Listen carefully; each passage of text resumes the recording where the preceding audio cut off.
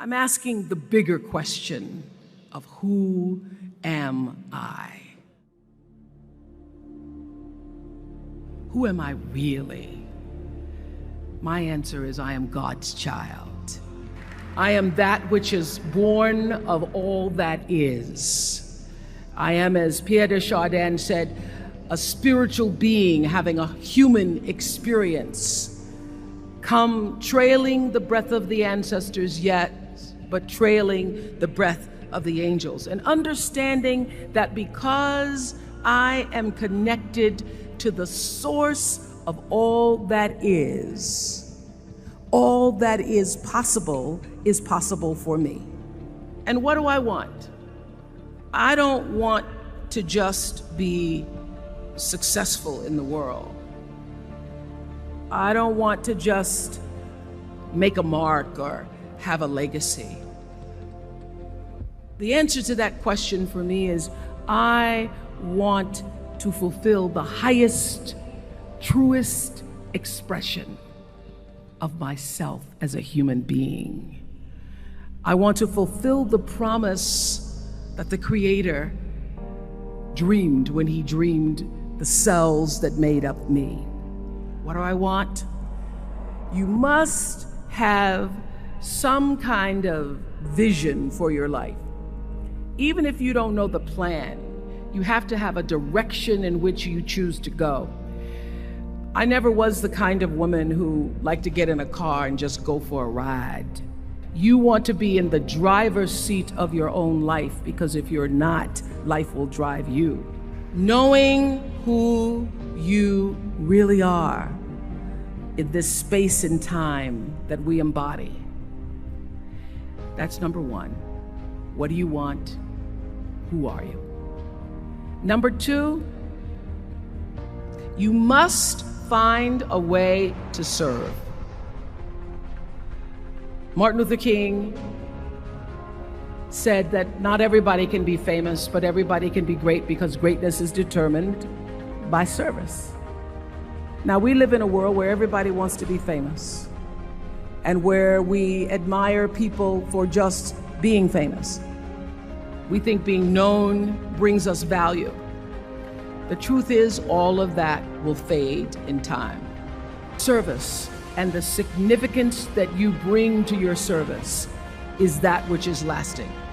So to be able to, whatever your occupation or job or talent or gift is, our honorees today getting doctorate degrees, to apparently opposite fields, HIV and AIDS and the spoken word. But what they have in common is service, using the spoken word in service to community and the world, using your knowledge and information about HIV and AIDS and medicine in service to the world. And if you look at all the most successful people in the world, whether they know it or not, they have that paradigm of service. Service through medicine, service through art. Using whatever it is you produce, your product, as a way of giving back to the world. When you shift the paradigm of whatever it is you choose to do to service, and you bring significance to that, success will, I promise you, follow you. Be excellent. Let excellence be your brand. Everybody talks about building a brand. I never even knew what that was. When people say, you're a brand, I would say, no, I'm just Oprah.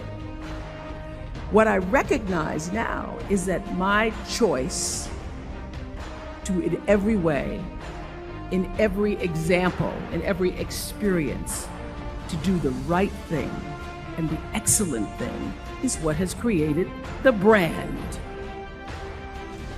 Years ago, I did an ad for Revlon for an ad they were doing called Unforgettable Women. And what I know is that when you are excellent, you become unforgettable. People remember you, you stand out. Regardless of what it is, you become an unforgettable woman. And that is what we all want. We want to be unforgettable and not forgettable. So doing the right thing, even when nobody knows you're doing the right thing, will always bring the right thing to you. I promise you that. Why? Because the third law of motion is always at work. For every action, there's an equal and opposite reaction. That is so true in all of our lives. Everything you even try to do to me, already done to you. So you don't have to worry about revenge or getting back at somebody, making sure they pay. You just have to do the right thing, and the right thing will follow you even when people don't support it. I remember many times on my show. There are many shows y'all never saw. And the reason you didn't see them is because I got the last vote. The most important thing I have come to know in doing the right thing and making the right choices is understanding what we talked about yesterday.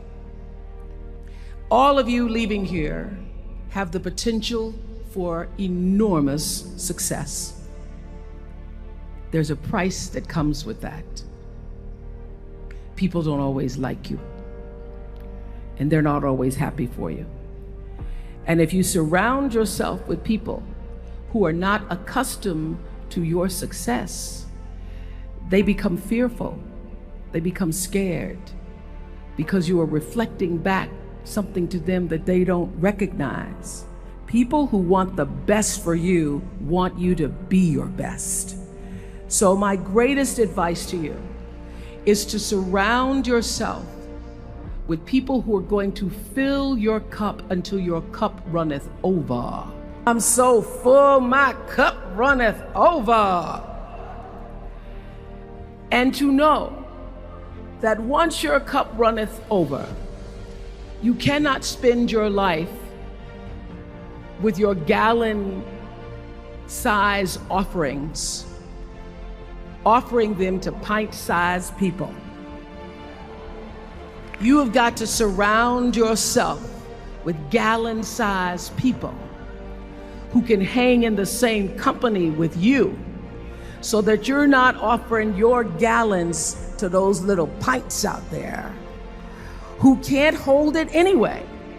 The biggest choices begin and end with you, your internal big questions. Who do I want to be in the world?